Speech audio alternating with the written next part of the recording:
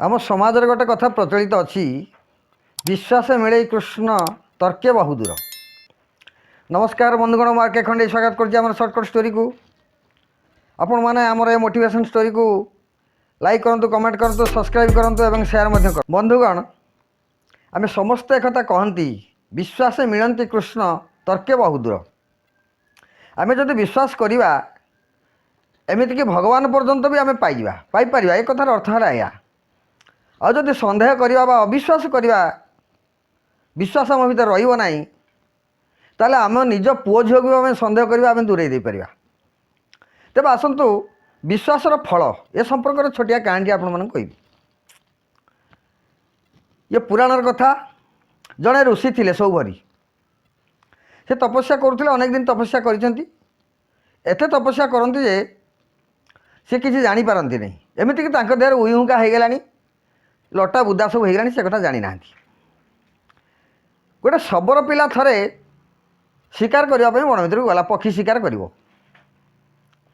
सी देखला ये उईहुंका भितर दुटा उज्जवल ज्योति दिशुची, भाविला बोधे कौ चढ़ई भितर गुंफा करके बसा करके से चढ़ईटा शिकार करने आ चढ़ई शिकार करने उद्देश्य से तार काठी से जो कांडिया काठी कहती अठा काठी लगेला बेले ता भीतर जड़े ऋषि बाहर क्रोधित भी हेले। ये सौभरी ऋषि क्रोधित हो गले, कहे मु तपस्या करछि, तू मो तपस्या भग्न करदेल, तो मु अभिशाप देवी। ये तो सबर पिला किसी जानी ना, निष्कपट हृदय, अवश्य बहित, घरे माँ अच्छी, स्त्रीटे भी अच्छी, पिला छुआ होना। तेणु देखला मत मुझे अभिशप्त हो जाऊँगी, मो संसार भासीज। ऋषि को अनुरोध कला, बहु अनुरोध कला, कह मत क्षमा कर दिंतु, मुझे जानी नहीं, भूल मोर हो मत क्षमा कर दिंतु। ऋषि कहले क्षमा करी गोटे सर्त रे। कौन ना, मु मोर पुओ को पाइबा तपस्या करुली, खोजुली। तू जो मो तपस्या भांगिलु, से पुओटा को जब आनी पारू ताल ते मुझे अभिशाप मुक्त करदेवी। सबर पिला कहला ठीक अच्छे, आपण पुओर वर्ण कही दिंतु, उच्चता कही दिंतु, तार गठन कही दिंतु, मु तो खोजी आनी, असुविधा कौन हो ना। खोजिकी न आनिले तू निश्चित भाव में अभिशप्त हबु बा अभिशाप पाइबु। ऋषि कथार सबर पिला राजी है। ऋषि तार चिन्ह वर्ण बतैले, से जो चिन्ह देले बा जो लक्षण सब बतैले, सी हूँ भगवान श्रीकृष्ण लक्षण। ये सबर पिला निष्कपट हृदय कि जानी नहीं, ता नाटा बतईदे, गोपाल कहीदेले, कहले मो पुओ ना हूँ गोपाल, ताक गोपाल गोपाल डाकबू, से मिलज। एवं तार उच्चता कहीदेले, सी मयूर चंद्रिका खोसी थाए, हलदिया वस्त्र पिंधे, सब लक्षण गुड़िक कहीदेले। नाटा जो गोपाल बोली जानिला, ये गोपाल गोपाल डाकी डाकी बण भर खोजिला, खोजी खोजिक गला, किसी जानी नहीं। ये किसी बाट जावापर एमती खोजी खोजी किसी दिन खोजिला, अखिया अपिया खोजुची, ये पाऊ नहीं। ऋषि पुओ को पाइले से अभिशाप मुक्त मनता, तार वंश अभिशप्त हो नष्ट हो माँ ता स्त्री एम भासीजे। ये सबर पिला एमती खोजु खोजु गोटे जगार पहुँचला जोटी किसी कापालिक था। ये कापालिक माने बलि दबाक जड़े बलि खोजुंट, गोटे मनीष खोजुंट जहाँ बलि देवे। एक पाईगले जिते देखिले ये गोपाल गोपाल हो, पचारे कौन तोर घटना, क्या खोजुच ना, मु मोर गोटे पिला हजिची, गोपाल ता ना, ताकू मु खोजुची। कहले ठीक अच्छे, से पिलाटा किमिति वर्ण कह, रंग कह, ये कहला, उच्चता कहला, तार रंग कहला, गठन सब कहला। कापालिक मैंने कहले से पिला को आम देखीचु, आम जानचु से कौटी अच्छी ना, कौटी अच, ये टे पाईगला माने कोटा खीय को आश्रा कला भाई बुड़ीजा लोक। ये कहला जदि सन्धान अच्छी ताले मत दे पार ना, दे पारि, तो सन्ध्या है, तू आज जा ना, तू आम पाखे रही जा, काली सकालू आम से पिला पाक नहीं आम तार ठिकना जाचु, से कौटी रोचे जाचु। विश्वास रहीगला। किंतु कापालिक मानकर लक्ष्य ये पिला को बलि देवे काली पाखे।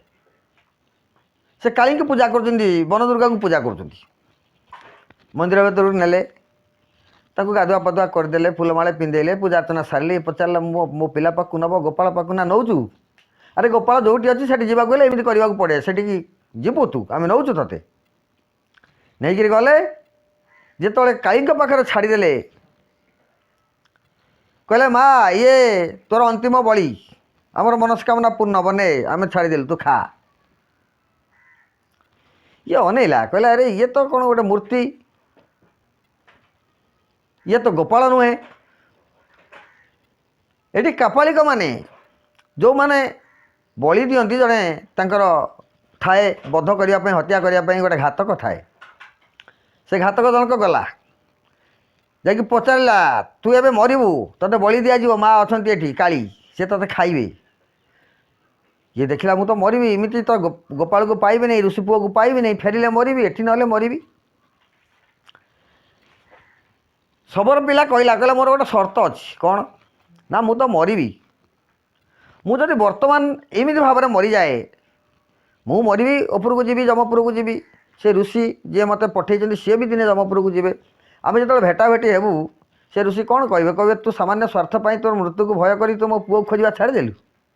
ନାଇଁ, ମୁଁ ସେ ପୁଅକୁ ଖୋଜିବି, ମୁଁ ସେ ପୁଅକୁ ଡାକିବି, ତୁମେ ମୋତେ ହାଣିବ। ଇଏ ରାଜି ହେଲେ, ଠିକ୍ ଅଛି, ଡାକ, କାହାକୁ ଡାକୁଛୁ? ଇଏ ଡାକିଲା ଗୋପାଳ ଗୋପାଳ ଗୋପାଳ ଗୋପାଳ ଯେତେବେଳେ ଡାକିଛି, ଦେଖନ୍ତୁ ବିଶ୍ୱାସ ମିଳେ ହରି, ସିଏ ତ ଭଗବାନଙ୍କୁ ପାଇବା ଲକ୍ଷ୍ୟରେ ପଠାଇ ଦେଇଛି ପିଲାକୁ, ୟାର ସଂସ୍କାର କରିଦେଇଛନ୍ତି। ସେତେବେଳେ ଭଗବାନଙ୍କ ନାଁ ୟାକୁ ଧରାଇ ଦେଇଛନ୍ତି, ଏ ଗୁରୁ ଭାବରେ ଗ୍ରହଣ କରିନେଇଛି, ସେଇ ନାଁକୁ ଭଜୁଛି। ଯେତେବେଳେ ଗୋପାଳ ଗୋପାଳ ଡାକିଲା, ହଠାତ୍ ସେ ଯେଉଁ କାଳୀ ମୂର୍ତ୍ତି ଥିଲା ମନ୍ଦିର ଭିତରୁ ସେ ଆବିର୍ଭାବ ହୋଇଗଲେ। ସେ ସମ୍ମୁଖରେ ଛିଡ଼ା ହୋଇଗଲେ। କାପାଳିକ ଦେଖୁଛି, ଆଶ୍ଚର୍ଯ୍ୟ କଥା, କାଳି ଛିଡ଼ା ହେଲେ କିନ୍ତୁ କାଳି ନୁହନ୍ତି, କୃଷ୍ଣ। ଇଏ ଯେତେବେଳେ ଦେଖିଲା କହିଲା ଆରେ ଏଇ ତ ସେ ପିଲା, ଆରେ ଯେଉଁ ପୁଅକୁ ଖୋଜିବା ପାଇଁ ଋଷି ମୋତେ ପଠାଇଛନ୍ତି, ମୁଁ ଆସି ଏକା ପାଖରେ ପହଞ୍ଚି ତୁ ଏଇଠି ନୁଚିଛୁ, ମୁଁ ତୋତେ ପାଉନି। କୁଣ୍ଡେଇଲା, ଚାଲ ତୋ ବାପା କତି, ତୋ ବାପା ମୋତେ ପଠାଇଛନ୍ତି, ଚାଲ ତାଙ୍କ ପାଖକୁ। ଭକ୍ତରେ ବନ୍ଧା ଭଗବାନ, ବିଶ୍ୱାସ ମିଳଇ ହରି। ଆସିଲେ ତା ସହିତ, ଆଉ ବାଟ କିଛି ନାହିଁ। ଆସିଲେ ଋଷି ପାଖରେ ପହଞ୍ଚିଲେ। ଋଷି ହାତ ଯୋଡ଼ିଲେ, କହିଲେ ଯାହା ମୁଁ କରିପାରିନଥିଲି ତୁ କରି ଦେଖାଇଦେଲୁ। ଆଜି ଭଗବାନଙ୍କୁ ମୋ ସମ୍ମୁଖରେ ଛିଡ଼ା କରିଦେଲୁ। ଆରେ ଯେଉଁ ପୁଅ କଥା ମୁଁ କହୁଥିଲି ସେ ସ୍ୱୟଂ ଭଗବାନ, ତୁ ବି ମୁକ୍ତି ହେଲୁ, ମୋତେ ବି ମୁକ୍ତି କରିଦେଲୁ। ବନ୍ଧୁଗଣ, ଆମେ କ'ଣ ଶିଖିଲେ ଏଥିରୁ? ଆମେ ଯଦି ବିଶ୍ୱାସ କରିବା ତାହେଲେ ବିନା କଷ୍ଟରେ ଆମେ ଭଗବାନଙ୍କୁ ପାଇପାରିବା, କେବଳ ବିଶ୍ୱାସରେ। ଆଉ ଯଦି ସନ୍ଦେହ କରିବା, ଏ କଥାଟା ମିଛ, ସେ କଥାଟା ମିଛ, ଏଟା ହେଇନଥିବ, ସେଟା ହେଇନଥିବ, ସବୁ ଆମଠୁ ଦୂରେଇ ଦୂରେଇ ଚାଲିଯିବ।